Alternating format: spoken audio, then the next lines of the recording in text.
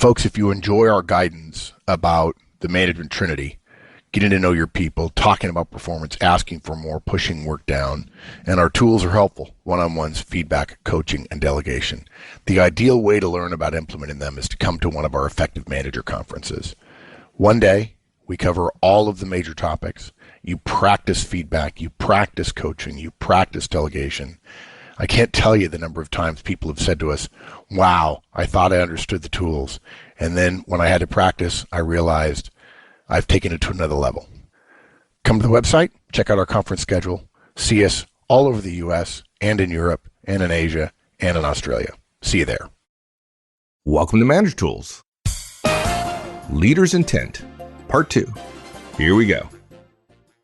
How do we start using leader's intent to improve our communications, our results, and then ultimately, the way you said it at the beginning, Mike, our directs? So, before you start any project or ask for anything to be done that requires more than one step, think carefully about what you want to achieve and why that result matters. How does it fit in? What does it contribute to? How does it fit into the constellation of the future that you guys are headed toward?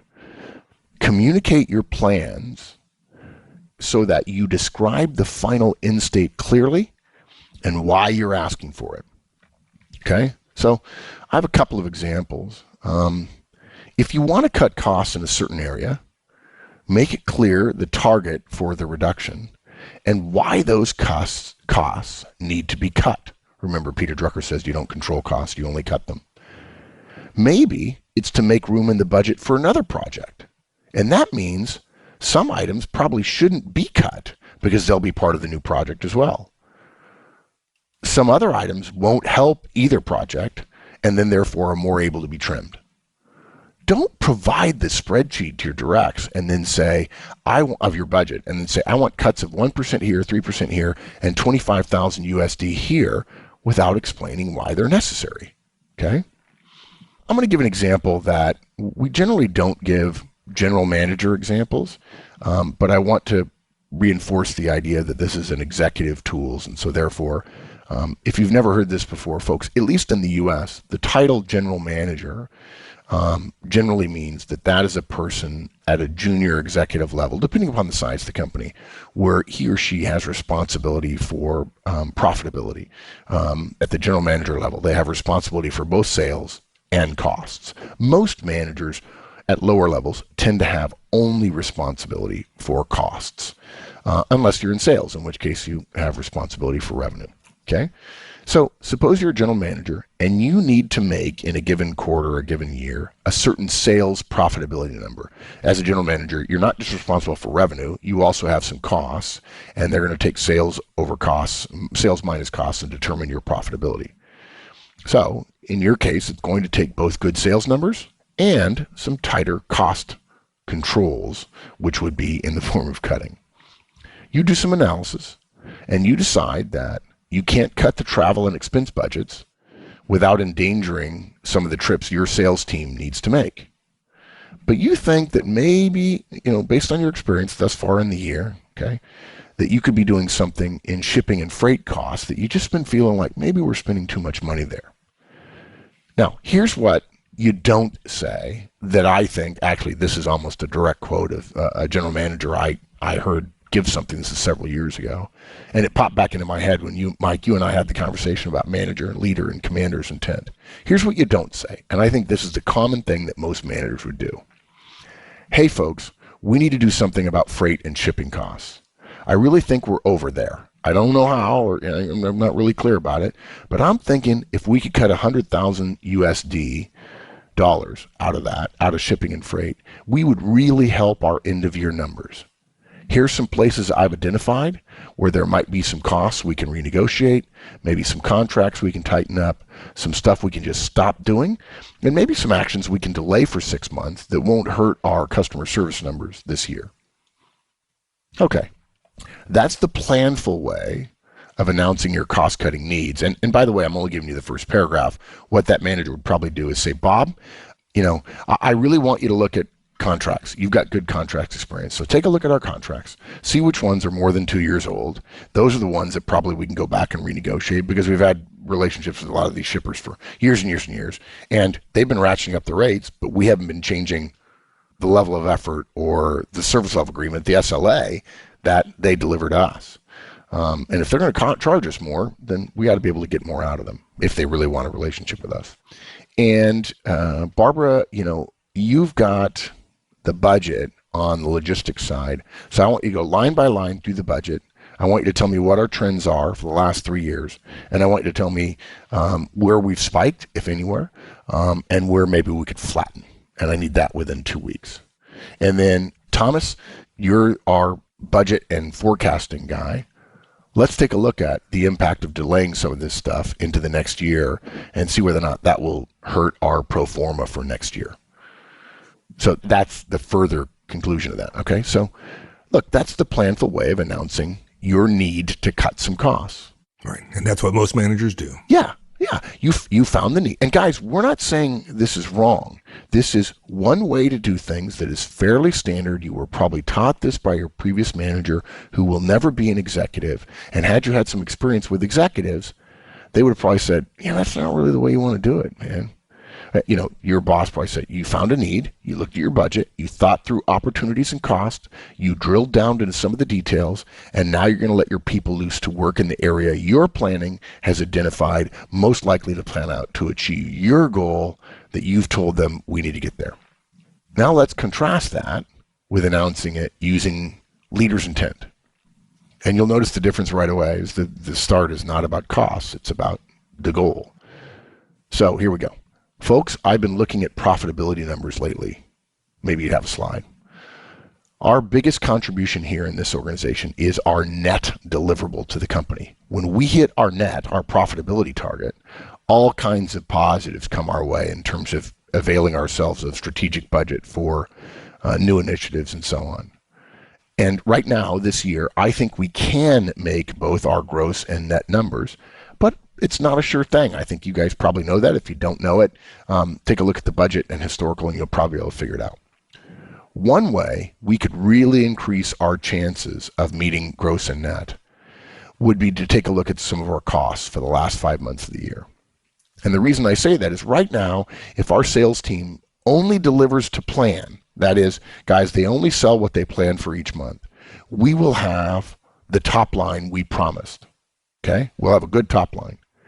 But if you plan it out, I think what you'll see, we'll have too much costs in there. And so we'll end up missing the net target. And I've been in organizations where that happens before, by the way.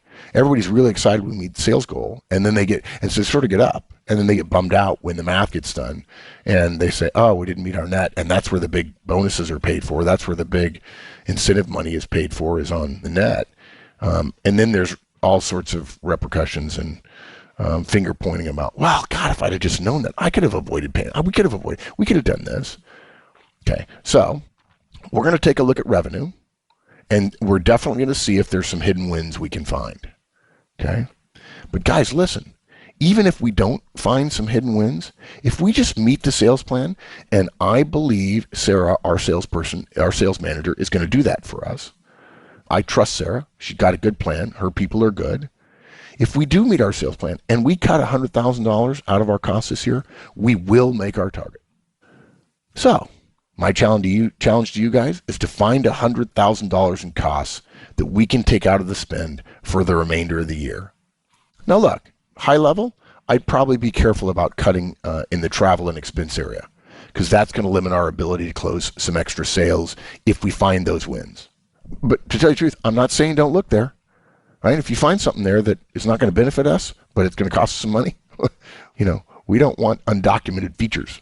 On the other hand, I suspect there are some opportunities in the shipping and freight area for reductions. Perhaps there's some contract renegotiations, some just plain cuts, and some creativity could find us a big part of their number. The key here is find some savings to meet our number, which is the same thing as saying everybody doing our job, right? Everything's on the table. So much so that you can start, if you like, this is how I found it helps me be more creative, is zeroing out all the costs that we have, and then adding stuff back in And thinking that way may help you be a little bit more creative about things rather than saying, oh, I can't cut this, I can't cut that. Start with what makes the cut? What are the most important things that have to be in there to allow us to meet our gross number? Don't make anything a sacred cow. Don't assume. And maybe there's some stuff just laying there out in the open for us. And if we just change it how we do things, right? There's a process change that we planned 5 years ago, but in fact, now that process, we follow it, but the person who's doing it wasn't involved in the planning of the process, and so they don't know why we do it, and they may have some ideas, but that's the way we do it here. That's an example of what to do. And I didn't get, you just stay out of the weeds a little bit, but you're explaining over and over again, gross and net. Now, to the general manager, that's the big picture, gross and net. But you could certainly do this if you're a software development manager or a freight manager or an operations manager or a sales manager. Yeah, absolutely. And folks, we do this at Manager Tools all the time, and it's amazing what comes out of this. Your folks who are actually executing on, operationally your company, they know more about this stuff than you do. You may not believe them, but they often do. And it's amazing the number of things that come back. You just never would have thought about it. Yeah. So guys, if you brief someone on a project plan or a series of actions, start with what you want to achieve in terms of results, outputs, goals, and its context, why it's being done, why. Show them where the project fits in to the overall goals of your organization, or if you're down in the weeds somewhere, the organization you support or the organization you're in. Tell them that individual decisions that depart from the plan along the way may be smarter than sticking to the plan if somebody could make the case that things have changed, or the different decision better supports the overall goal, the why of the effort, rather than simply mindlessly following the plan, step 1, step 2, step 3.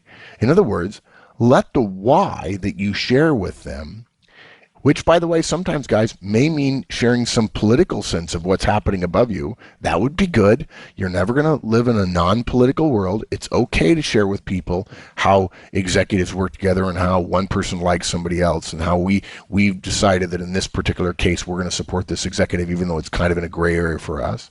Let the why of the project inform your people's own hows to get it done. That helps them learn how to make decisions, how to weigh varying factors, how to trust themselves in situations of uncertainty, and how to achieve goals not by just being a pair of hands, but by contributing their creativity and judgment. Okay, so once you've issued the leader's intent, I keep on wanting to say commander's intent. Old habits die hard, I guess. What's the next step after you've issued it? Yeah, this is particularly important if you're going to make this change and you're hearing us say, hey, planful manager, we're not shaking our finger at you. We're good planful managers at times too, but you've got to encourage your directs. You've got to tell them, encourage them to decide and to act toward the intent, toward the leader's intent, rather than just leaving it up to them. That's right. They're going to be very unsettled. If this is not the way you normally manage, they're going to be confused. They're going to be worried. You're going to get somebody who's probably, for you disc folks, a high C, a perfectionist, an I dotter, and a T crosser. Planning is everything, and planning is everything, and planning is everything. Say, well, how are we going to do that? Where's the spreadsheet? Well, we're not going to do it this time. I trust you guys. You guys are smart. You show me to be good. I'm going to give you a great deal more leeway in terms of the details here. I'm happy to sit in on a session where we talk about how we're going to plan it. We should have a general idea. I think there's some general waypoints along the way out there, and I'll expect reporting to happen along the way. By the way, folks, that's another reason why managers have become more planful, is they know if they're not going to do the work, they certainly need to know the status of the work, and the best way to get detailed reporting is to have a detailed plan, because that way when things are supposed to be done, and you can quickly go to the dashboard, if you will, or your spreadsheet, and see whether or not something's green, amber, and red. So it serves double purpose to give a detailed plan. But that implies then the manager's the one that comes up with the plan. And in fact, the whole point of this cast is you don't have to be the one that comes up with the plan. That can be something that can be done by the people who actually do the work. So when you first start using this, leader's intent, going from how to why, you're right, Mike, they're going to be unsettled. Some people like getting that detailed guidance and have gotten used to it because that's what we've been giving them. So in your first few efforts to use leaders' intent. Make sure you explain that you're going to be more open about the reasons for what you're asking for, and you're also going to be less detailed in your tasking and your actions guidance. Share with your team. And this is an example of one of Horstman's rules, I think, which is never introduce a change to your managerial behavior without first introducing that change. Hey guys, I'm going to start doing things differently. I'm going to start doing one-on-ones. And people are like, really? You're going to tell them first? Doesn't that increase the chances that if you tell them you're going to change and then you don't, it makes you look bad? Well, yeah, it does. On the other hand, don't surprise them. Try not to surprise your directs with changes in the way you manage and lead people. Share with them you believe that if they understand more of the big picture, there's less of a need for you to be in the details, in the weeds of how they choose to attack a problem. Tell them that you give them authority to make decisions about what's being done because they're the ones doing it, and the people who do the thing should be making the decision about the thing. Tell them you trust them. And by the way, if you want to build trust and you're not as trusting as you want to be because you're worried about them, tell them you trust them anyway and let them earn it after the fact. Now, there are going to be some people who don't make a good effort to earn it and make a lot of mistakes. Okay, you can give them feedback. You can talk to them about that. But rather than painting everybody with the brush of, I've got to overplan for you, why not release your top people to really get more done and to free them up to be creative and use some initiative by telling them why and leaving out most of the how, rather than treating everybody as if they need a detailed plan and then holding them back. And look, guys, sometimes you're going to disagree with their decisions.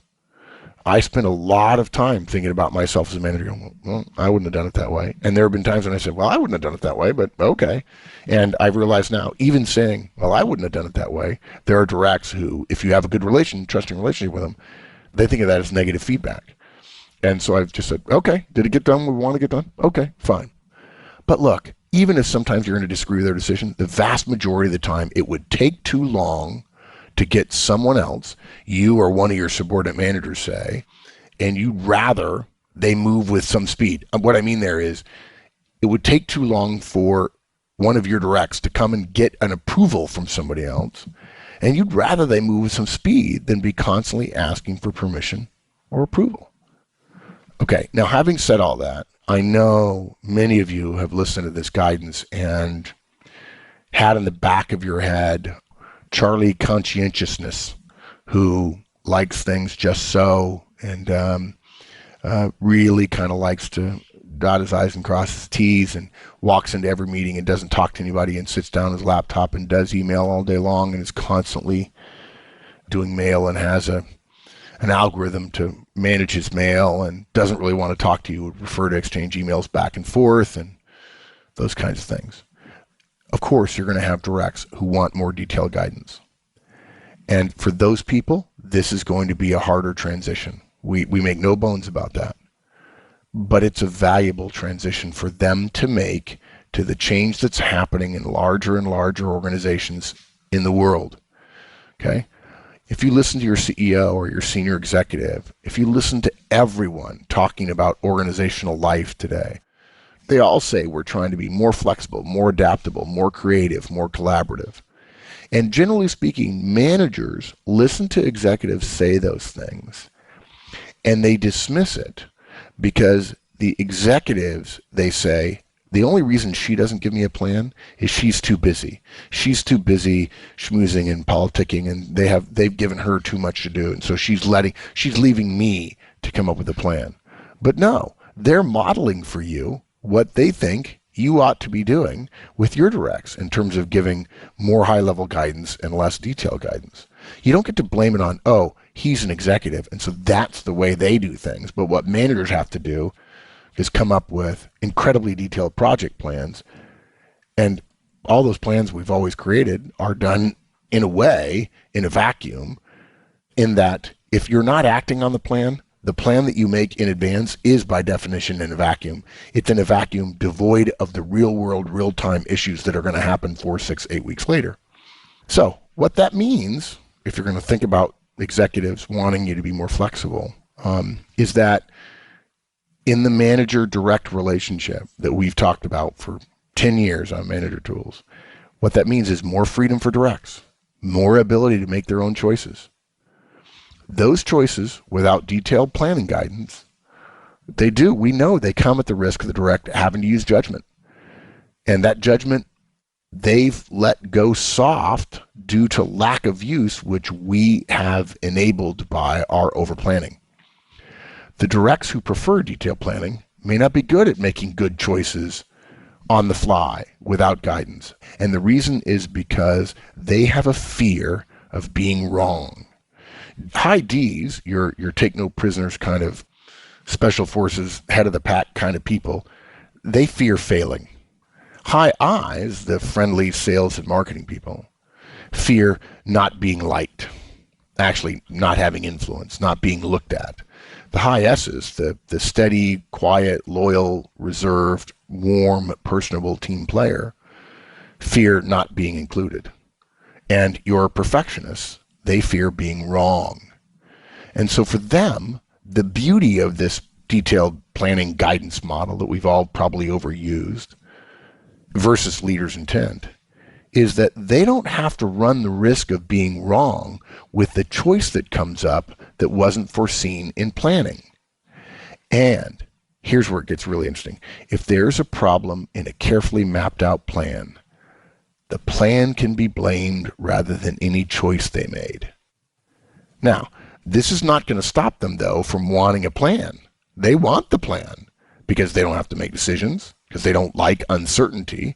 Guys, it's not that they're not smart enough to make the decision. They don't like the uncertainty associated with the decision because they think, why didn't somebody plan this in more detail and tell me which one made more sense? I mean, the person at a higher level would understand which one made more sense. I'm not sure I'm ready to make that decision. And they're certainly afraid of being wrong. On the other hand, the high D says, I'm not afraid of being wrong. I'm afraid of not getting results. And so what the high D tends to do to compensate for that is take more actions, take more decisions. And if I make mistakes, say, okay, fine, I'll just do it differently next time. And I can work harder and overcome the mistake I just made.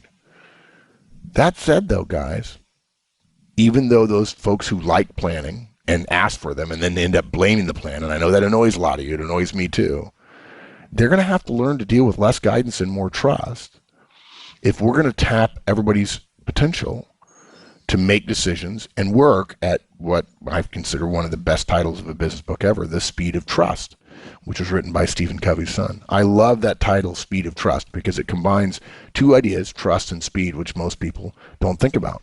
But the fact is, if Mike's my boss and he trusts me and I trust him, when he says to me, here's where we want to go, I'm going to leave a little bit up to you, I actually feel good that he leaves it up to me, and I can make decisions on the fly, constantly referring back to what he said his intent was, his leader's intent. I don't have to bug him. And every time I bug him, every time I ask him, I'm not working toward the goal. And that slows people and work down. And all of leaders' intent is about switching from speed of results risk. We don't want speed of result risk. We want decision and initiative risk, because we can teach better decisions and initiatives, but it's really hard if we continue to come up plans to teach speed. Yeah. We could do another cast about the amount of learning that happens with leaders when they have to actually issue leaders' intent. Because folks, sometimes you go through this, you'll realize you're not as crisp and clear even in your own mind as to what your objective is. And so look, guys, let me summarize. Don't explain how. Or if you're going to explain how, keep it light. Explain the why. Show them the big picture. Show them your intent, how this fits into the larger mural that your part of the organization is in. And then encourage your directs to decide and act toward that intent. Yes, you increase the decision risk and the initiative risk, but you also increase your speed enormously, and you reduce the number of times you get pinged with, if you'll pardon me, somewhat cynically saying, stupid questions. The U.S. General Patton came very close to what the military calls commander intent when he said, never tell people how to do things. Tell them what to do, and they'll surprise you with their ingenuity. And knowing Patton, we can assume by the what he said, by what, tell them what to do. He didn't mean tasks. He meant the end state, the big picture, the what that he wanted done. The how were the tasks. And too much how, delivered from a boss who has authority, kills creativity that happens inevitably or can happen along the way in a plan. And the fact is, we've said it for 10 years now, effective managers and leaders develop trust with their people. They develop goals and plans for the work, and then they share the why and the what, but not the how. And that why and what is the leader's intent. Awesome, my friend. This is going to be a classic. I hope so. All right, my friend. Thank you. Thanks, Pardo. See ya. Thanks, everyone. We'll see you next week. In the meantime, have a great one. So long, folks. This podcast was produced by Manager Tools. Manager Tools creates actionable management guidance every single week. To receive additional materials via our newsletter and to find products for situations you may face as a manager or professional, go to www.manager-tools.com. Search for Manager Tools on Facebook, Twitter, and LinkedIn.